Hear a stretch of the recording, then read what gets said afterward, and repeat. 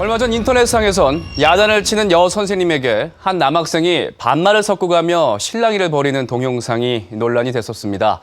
이른바 여교사 농락이라는 제목의 동영상이었는데요. 심각한 교권 침해 사례를 보여주는 내용으로 많은 사람들에게 충격을 줬습니다. 금태섭 변호사님, 이런 교권 침해 사건 또 있었다고요? 예, 그렇습니다.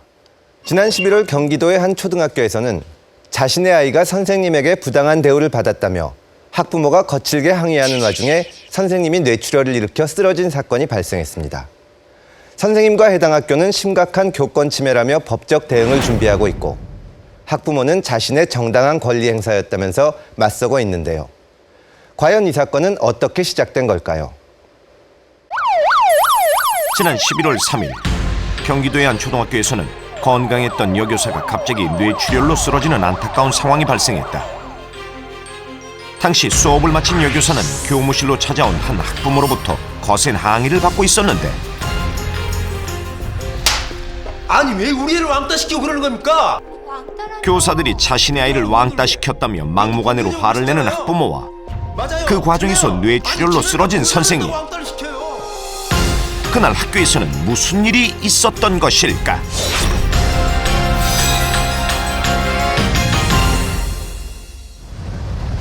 사건이 발생한 지 한 달째. 선생님은 이제 막 중환자실에서 일반 병동으로 옮겨온 상황. 교단에서 초등학교 아이들을 가르친 지 20년이 넘었다는 정인자 선생님. 9시간에 달하는 대수술 끝에 위험한 순간을 넘기긴 했지만 뇌출혈로 인한 장애는 여전히 심각해 보였다. 머리카락을 다 내리시고 이제 말씀 잡고 보니까 너무 많이 평소 자기관리가 철저해 건강에는 문제가 없었다는 선생님이 갑자기 쓰러진 이유는 급격한 스트레스로 인한 뇌동맥류 파열, 뇌혈관이 터지며 뇌세포들이 손상된 것이었다. 초기에 출혈이 꽤 많았습니다. 이렇게 출혈되면서 뇌압이 올라가고 그것 때문에 뇌가 허혈성 장애, 그러니까 숨을 잘 못 쉬면서 뇌세포 손상받는 그런 과정을 겪게 되기 때문에 환자분이 의식이 나쁘고 지금도 어떤 일부 장애를 갖고 있는 게 그런 이유 때문입니다. 아직은 다른 사람과의 대화도 지난 일에 대한 기억도 정확히 할 수 없는 상황이다. 정인자 선생님을 이런 안타까운 상황으로 몰고 온 것은 어느 학교에서나 있을 법한 평범한 생활 지도에서부터 시작됐다. 지난 10월 말 정인재 선생님이 근무하던 초등학교에서 1학년 학생이 날아오는 돌에 맞아 머리를 다치는 사고가 발생했다. 무슨 일이야? 영민이 왜 이러니? 우리 날아왔어요. 아니 학교에서 누가 돌을 던져? 저기에서 둘이 날았는데 누군지 못 봤어요. 15바늘이나 꿰맬 만큼 아이가 크게 다쳤지만 돌을 던진 범인은 모르는 상태. 저희도 찾고는 있는데 아무도 본 사람이 없어서요. 예, 어머니 저도 곧 병원으로 갈게요. 영민이는 좀 괜찮아졌대요? CT상으로는 문제가 없다는데 15바늘이나 꿰맸어요. 세상에 누가 그렇게 1학년짜리한테 돌을 던져? 그런데 그날 오후 학교에선 돌로 인한 사고가 또 발생했다. 어떤 돌만 정말이야. 이 학교 6학년 학생인 귀남이가 던진 돌에 5학년 아이가 맞은 것이다. 5학년 후배들이 자신에게 대들었기 때문에 복수를 한 것이라는 귀남이. 야, 애 맞았어. 튀자. 그리고 어때? 괜찮아. 너 왜 돌 던지냐? 뭐, 꼽냐? 결국 귀남이를 중심으로 한 6학년과 5학년 사이에선 큰 다툼이 일어났고 이 사실은 곧 교무실로 전해졌다. 정 선생님, 저랑 좀 가보셔야겠어요. 네? 귀남이가 또 5학년 애들을 건드린 모양이에요. 애들이 모여있는 데다가 돌을 던져서 한 명이 다쳤나 봐요. 돌을요? 공교롭게도 같은 날 같은 장소에서 발생한 두 번의 돌 투척 사건. 게다가 귀남이는 친구들과 몰려다니며 걸핏하면 아이들과 싸웠고 심지어 1년 전엔 한 학생을 심하게 폭행한 사건까지 있었다. 선생님들은 먼저 귀남이를 불러 사건을 확인했다. 혹시 1학년이 머리에 돌 맞은 것도 귀남이가 한 거니? 네? 아니에요. 진짜 아니야? 아니라니까요. 짱나. 귀남이는 아니라고 하는데요. 공교롭게도 같은 날 사건이 벌어져서 혹시 모르니까 어머님이 한 번만 더 귀남이한테 확인해 주세요. 부탁드릴게요. 하지만 확인 결과 1학년에게 돌을 던진 건 정말 귀남이가 아니었다. 전화로 제가 어머님께 다 말씀을 드렸거든요. 던진 돌이 아니네요. 참 다행입니다, 어머니. 걱정 많이 했는데 던진 돌이 아니라서 참 다행입니다. 그랬더니 어머님도 그거를 그래요. 어머님도 다행이네요. 여기를 다 풀었었거든요. 하지만 귀남이 부모님의 입장은 달랐다. 귀남이 부모님을 만나보았다. 아니다 이런 얘기만 했네. 아니라 다행이다. 아니서 다행이다. 근데 그러니까 우리 애가 이제 집사람 애한테 얘기하니까 하는 딱 대뜸 하는 말이 있어요. 엄마 그러면 선생님 사과했어? 딱 사과 없었어요. 그리고 그날 내가 찾아가서 막 그랬어도 다른 선생님은 변명만 했지 그거에 대해서 사과 한마디도 안. 그렇지만 네가 했다는 식으로 자꾸 얘기를 하셨으니까. 사건은 거기에서 끝나지 않았다. 확 그냥 어쭈 이 선배 앞에서 대처라. 애들 10명 모아.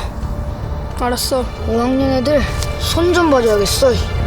지금 우리 반도 그렇고 선생님들은 비상회의를 소집했고 더 이상의 폭력 사태를 막기 위한 방법을 고심했는데 어떻게 해결해야 될지. 선생님이 분명히 너희들 같이 있는 모습 보이면 혼난다 그랬지. 당분간 떨어져 있으라고 했지. 지금 여기 5학년 6학년들 잘 들어. 귀남이하고 태철이하고 이렇게 몰려다니는 모습 보이면 선생님한테 와서 바로 얘기해. 알았어? 선생님들은 앞으로 혹시 있을지 모르는 또 다른 폭력 사태를 막기 위해 귀남이와 친구들이 당분간은 함께 어울리지 못하도록 했습니다. 어떻게 보면 어느 학교에서나 흔히 있을 수 있는 평범한 학생의 생활지도 문제.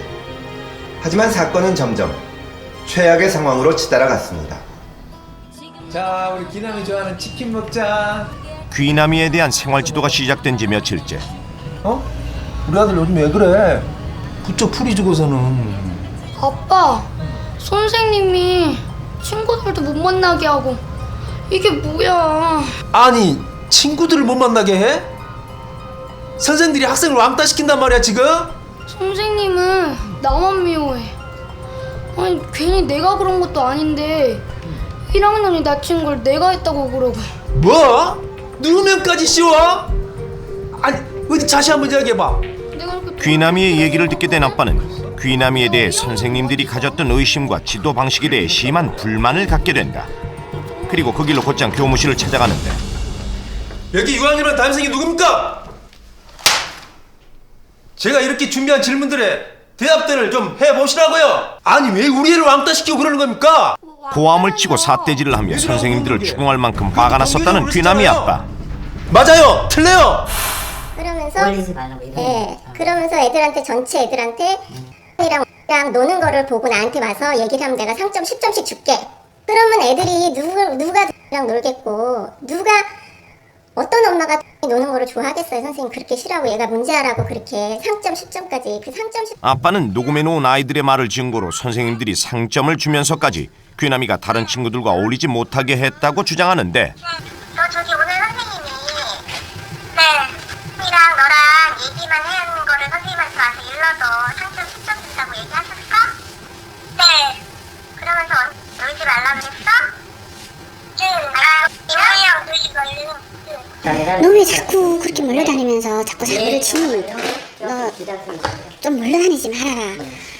얘들아, 얘들 좀 몰려다니는 게 있으면 나한테 말 좀 해달라 그랬거든요. 그러니까 어떤 애가 그러면은 1년에 3점 줘서 3점? 무슨 3점? 이랬더만 5점 줘야 10점 줘야 그러더라고 애들이요. 3점은 무슨 3점? 시끄러 공부하자 이랬거든요. 그러니까 제가 잘못했다는 것은 절대로 3점은 아니라고 못을 박았어야 되는데 저는 그게 좀 뜬금없다고 생각했거든요. 이건 상처를 받을 일은 아니잖아요. 내 아이에 대해서 물어보려면 내 아이하고 안 노는 애한테 물어봐야 되는데 내 아이하고 노는 애들이니까 결국 똑같고 지네끼리 뭉쳐다니면서 지네끼리 말만 드러내는 애들한테 물어보니까 똑같은 얘기니까 결국 객관적이지 못한 얘기를 듣는다는 거예요. 그래서 그렇게 그분이 오해를 한 게 아닌가. 선생님은 우리 애가 1학년 애한테 돌 던졌다고 누명 씌웠죠. 얘 엄마한테 전화해서 얘가 범인인데 거짓말 한다고 하셨잖아요. 그렇게 사실을 왜곡하시면 전화하셨어요? 제대로 설명할 틈조차 주지 않는 귀남이 아빠. 정인자 선생님은 식은땀을 흘리기 시작하는데 귀남이도 자기가 돌을 던졌다고 인정하고 우리 기내만 나쁜 놈이야. 다 거짓말만 하고 선생님들이 기내만 몰아세우고. 아버님께서 그렇게 말씀하시니까 머리가 그날 기내만 돌 던졌어요? 아니 기남이가 뭘 잘못했다고 왕따를 시켜요. 결국 선생님은 그렇게 쓰러지고 말았다. 하지만 계속되는 귀남이 아빠의 추궁에 답을 하느라 다른 선생님들은 정인자 선생님의 상태를 미처 눈치채지도 못했는데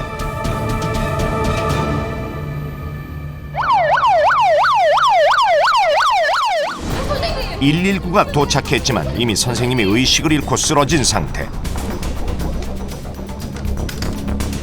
병원 도착 당시 정 선생님은 이미 뇌출혈이 심각한 상태였고 곧바로 9시간의 긴 수술이 시작됐다.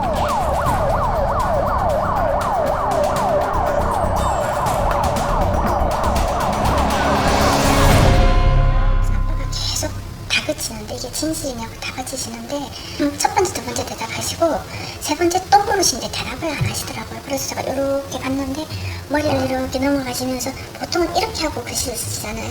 머리가 이렇게 넘어가시면서 길래 숫자가 보여서 뭔가 하고 보는데 119 응급실이라서 저도 모르게 과음을 질렀죠. 선생님이 남긴 마지막 메모에는 당시의 절박함과 고통이 고스란히 남아있다. 지금으로선 선생님이 언제 다시 학교로 돌아갈 수 있을지 알 수 없는 상황.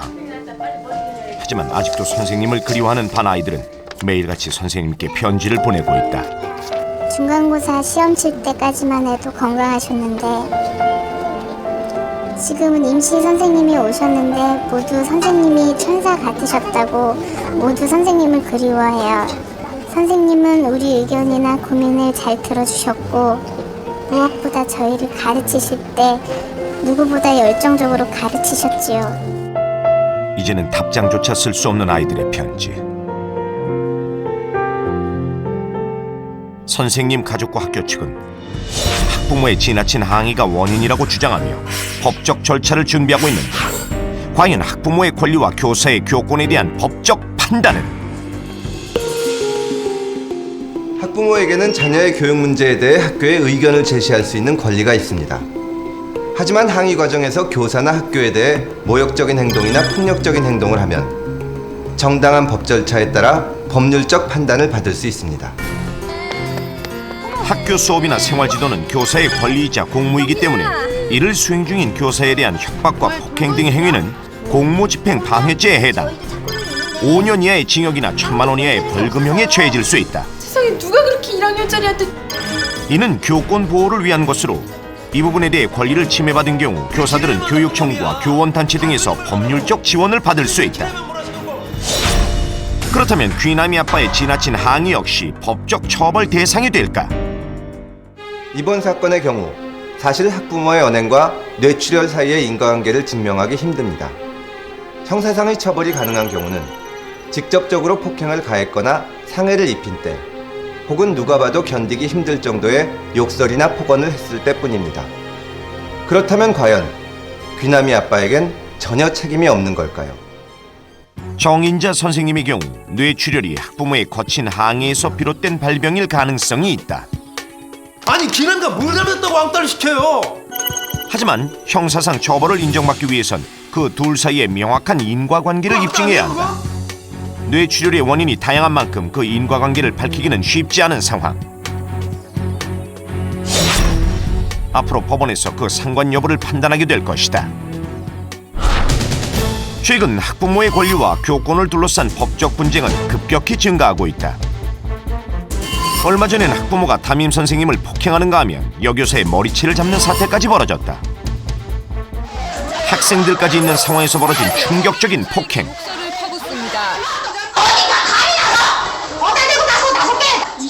자신의 자녀가 반장이 되지 못했다는 이유로 교사를 폭행하는 학부모. 선생님이 머리 잡히신 채 들어오신 거예요. 마중에서 놀라가지고 다리에 힘 풀리거나 혼날 것 같아 말도 못했어요. 사건 이후 한 달여. 며칠 전부터 재활 치료를 시작했다는 정인자 선생님은 며칠 새 표정이 많이 밝아져 있었다. 다시 교단에서 아이들을 만날 날을 생각하며 하루 종일 재활 치료에 매달리고 있다는 선생님. 학교로 다시 가고 싶다. 다시 이제 교직 생활을 하고 싶으시다는 말씀을 많이 하시는데 언제 또 이런 일이 일어날지도 모르는 상황이고 해서 저는 달리고 싶어요. 하지만 선생님은 여전히 교단이 그립다. 선생님만 보라며 편지 속에 꼭꼭 감춰둔 또 한 장의 편지.